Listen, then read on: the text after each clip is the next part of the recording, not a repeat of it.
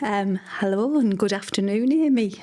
I wanted to talk to some of my nearest and dearest and people that I've met that I really feel have kept me going and focused and, you know, given me a purpose over the last few years and the challenging times I've had.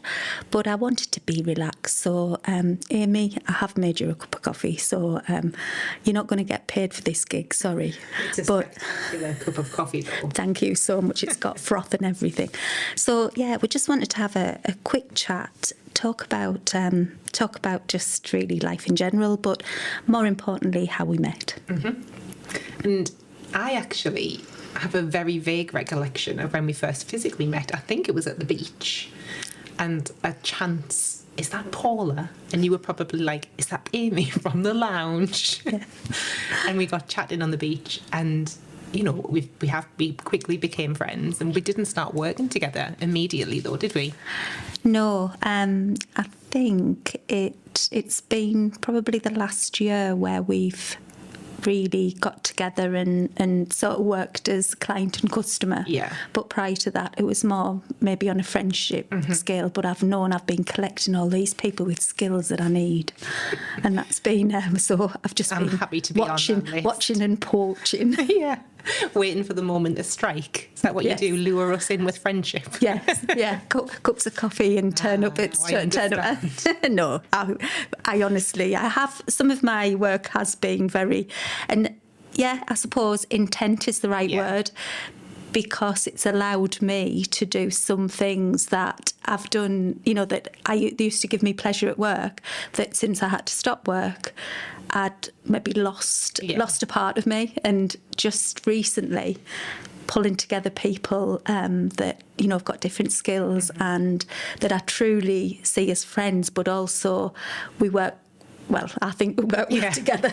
And you know, when you first joined the Northern Lass Lounge, I remember you were there and you didn't have a business. No. You were there because you knew Kylie, who owns the Northern Lass Lounge. And so you were in there kind of to support other women, which you do naturally very well.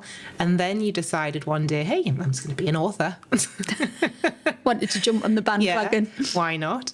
And then here we are. And so I think, you know, after you started working on the first book, when that got close to the point where you're like, oh, I'm going to have to sell some now, you came to me and were like, I need a website.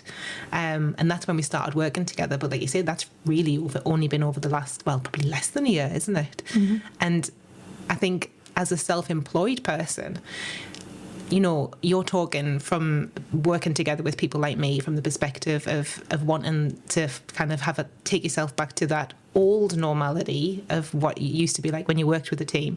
But as any self-employed person, I appreciate the time that we spend together when we come around here and we work at your house or we meet elsewhere and physically work face to face, because you don't get that as a self-employed person that much. I work digitally. Most of my clients are in the States, and so we don't get to sit around and have a cup of coffee with them.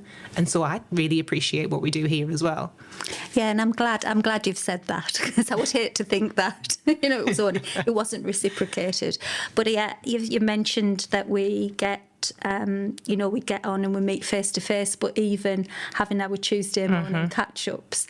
And for those who don't know, Laura, that's in Doha at the moment, she's in Sri Lanka on holiday, but Laura is an absolute diamond from my perspective, because she helps me organise and schedule some social media, and then Amy very kindly supports me with the Wizard Beano website and other things, and we'll move on to that very quickly.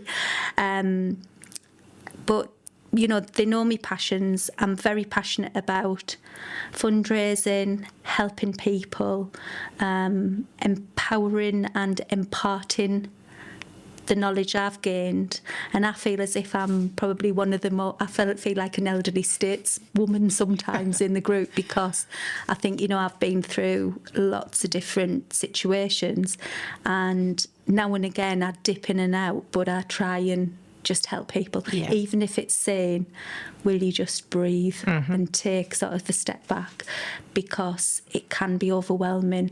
And that little time that we have together on a Tuesday, again, it makes me feel relaxed, and it, even if I haven't prepped, I feel as if I can just be myself, and that's really important. Yeah, we are really lucky to have, to be working in a team, whether you'd be lucky whether this was an employed role or whether you were in our position self-employed and choosing to work together, really, aren't we? We're not kind of enforced. But to have that little catch-up on a Tuesday morning, it's only ever half an hour max, isn't it? Yeah. And we just rattle through the things that need to be done. If there is nothing, we just have a little chit-chat. Just have a chit-chat, yeah. But it's such an important part of my week as well, in the sense that it sets kind of, for Tuesday especially, it's like, right, it's nice and early, the day has begun, let's get cracking. Yeah. Start and the if day we're off. both, and the three of us, if we've both had a particularly dodgy weekend and a hectic Monday, having that Tuesday, it's sort of a bit of a, right, let's start again time. And it's early enough in the week to make the rest of the week matter. And the other reason I wanted to have a chat with Amy first, so you're my first little conversation with. Such a privilege. You are helping me with something else that's near and dear to my heart. We are, I'm working with another lady called Melanie Munro and Melanie Potts, and we are looking at putting organising an event with the help of local businesses, some pupils and students from the North East, and putting together an event which ultimately will donate funds to Cancer Research UK. And this could only happen with the likes of Amy, who's very kindly pulling together a wonderful website. And I'm going to let you let you tell people what we've found.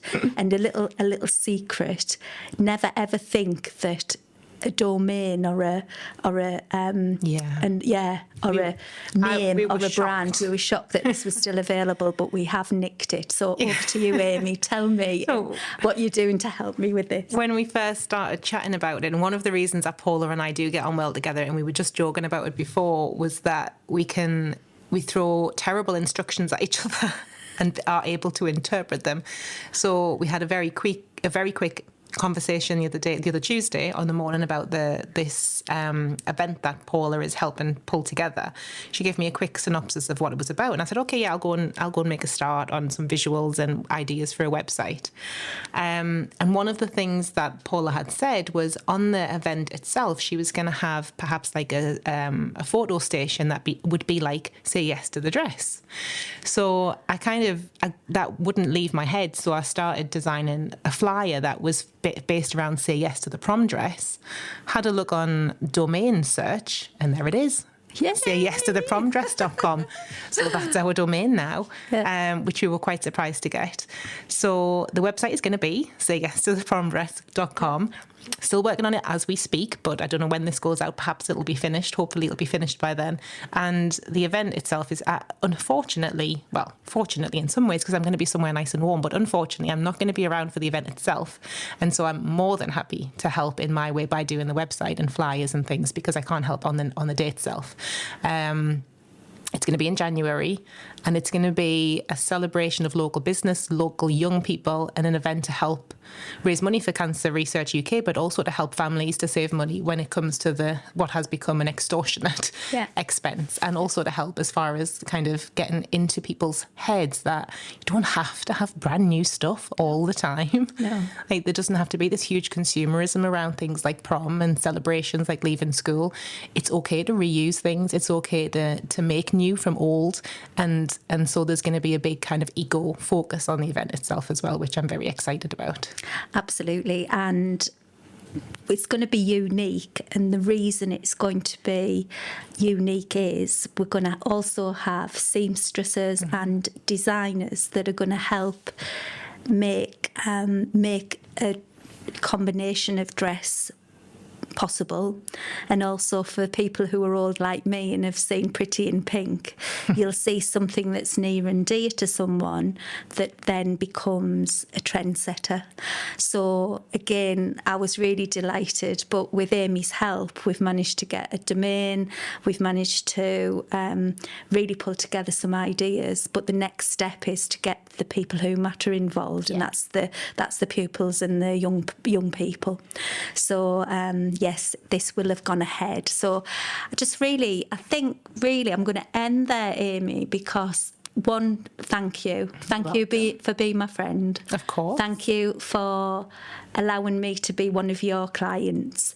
And for me, in my journey, it's meant that I can work with a team of people and know that I can still take the time when I need it to get over some of my treatment and, you know, and sort of stay here and relevant and have a purpose. Yeah. So, and I thank you. want to quickly add, if it's okay, that I said at the start, before we started recording, you know, there's no element of me that is sat here helping and supporting you because of anything to do with your illness.